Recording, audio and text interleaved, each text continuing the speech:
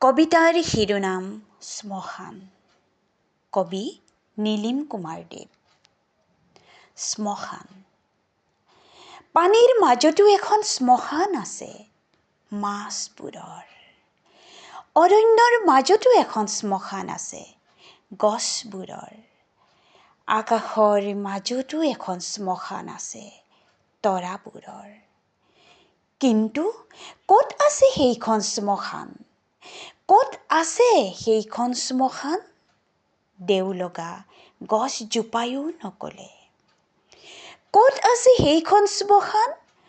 য'ত চৰাইবোৰে জ্বলাই দিছিল মোৰ প্ৰেয়সীক। নমস্কাৰ।